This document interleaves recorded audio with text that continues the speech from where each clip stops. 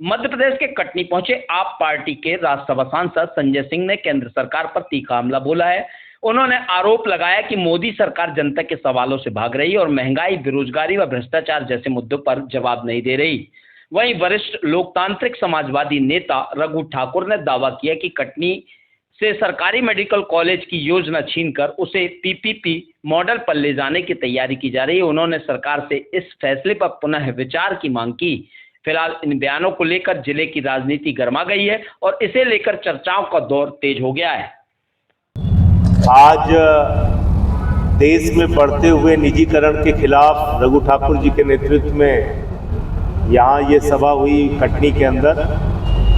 अभी एक बड़ी भयावह स्थिति देश के सामने ये है कि किसान के लिए, रोजगार के लिए, फसल के दाम के लिए सरकार के पास पैसा नहीं है, लेकिन 17 लाख करोड़ रुपए चंद पूंजीपतियों का सरकार ने माफ किया।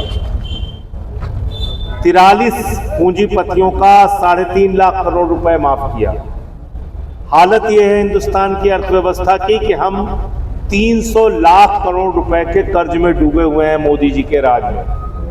हालत यह है कि हम कहते हैं हम दुनिया की 5वीं बड़ी अर्थव्यवस्था हैं, लेकिन प्रति व्यक्ति आय के मामले में हिंदुस्तान 142वें नंबर पे खड़ा है। और जो बड़े परिश्रम से इस देश के करोड़ों लोगों ने संस्थाएं बनाई, उन संस्थाओं को मोदी जी बेचने का काम कर रहे हैं। चाहे रेल हो, चाहे कोल इंडिया हो, चाहे स्टील प्लांट हो, चाहे गैस हो, चाहे बिजली हो, चाहे पानी हो, हर संस्था को खाली निजीकरण, निजीकरण, निजीकरण। इससे सरकारी नौकरियां खत्म होंगी, बेरोजगारी देश के अंदर बढ़ेगी और चंद पूंजीपतियों को इसका लाभ मिलेगा। आम जनता के ऊपर आर्थिक भार बढ़ेगा। ये आज इस सभा के माध्यम से हमने लोगों को बताने का काम किया। विदेश्वरी पटेल जी ने भी एक मुद्दा उठाया था कि यहाँ पर मेडिकल कॉलेज के लिए लंबे समय तक आंदोलन चला, लेकिन बावजूद इसके यहाँ पे सरकारी मेडिकल कॉलेज के बजाय पीपीपी मेडिकल कॉलेज लाया जा रहा है, जिसमें जनता के ऊपर स्वास्थ्य के नाम पे एक बड़ा बोझ पड़ने वाला है। तो इसके लिए हम लोग एक बड़ा आंदोलन जब भी यहाँ पर तैयारी हो जाएगी तो हम लोग करेंगे। और हमारी सरकार से मांग है कि यहाँ पे शासकीय मेडिकल कॉलेज खोला जाए। ये पीपीपी मॉडल का मेडिकल कॉलेज नहीं चलना चाहिए। तीसरा मुद्दा था कि इस वक्त एक बड़े आंदोलन के बाद शिक्षा मंत्री का इस्तीफा हुआ, जिसमें 93 पेपर लीक का मुद्दा नौजवानों ने उठाया, नीट के पेपर लीक का मुद्दा नौजवानों ने उठाया, 21 बच्चों ने आत्महत्या की थी वो मुद्दा नौजवानों ने उठाया, और मजबूरी में प्रधानमंत्री जी को शिक्षा मंत्री का इस्तीफा लेना पड़ा।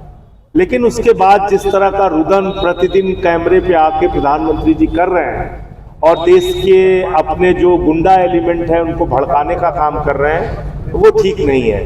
उनके इस भड़काऊ तरीकों से आज ये हालत हो गई है कि 15 साल की बच्ची को, जिसके ऊपर इल्जाम है कि उसने गाली दिया था, उस बच्ची को माफी भी मांगनी पड़ी और उसको बलात्कार की धमकी दे रहे हैं।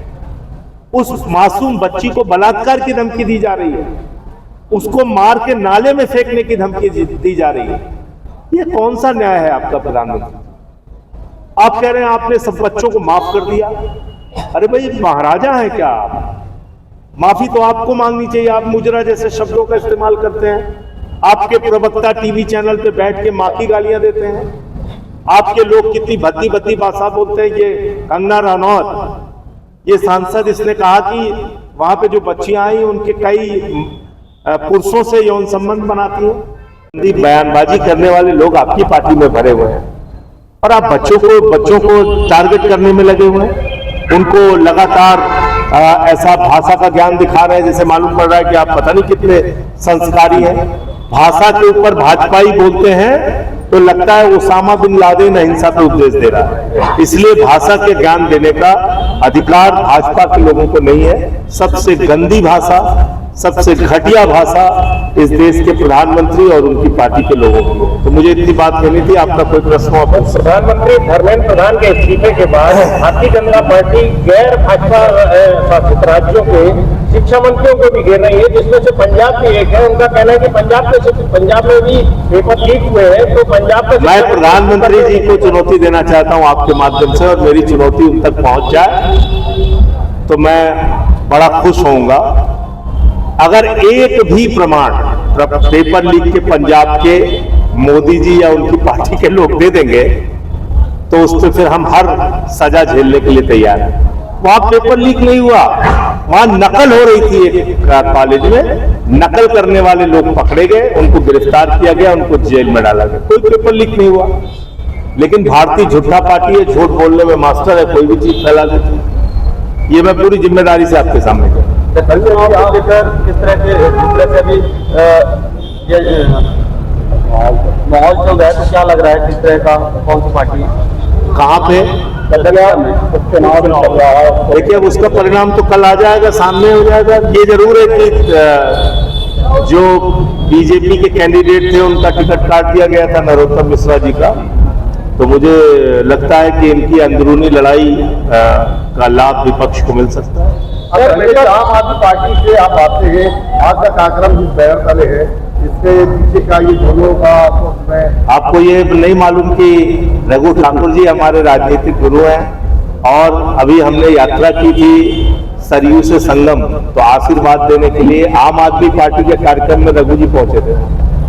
तो जो भी जनहित के इतने बड़े मुद्दे पे लड़ाई लड़ रहे हैं रघु जी, तो हमारी जिम्मेदारी है हम उनका साथ दें।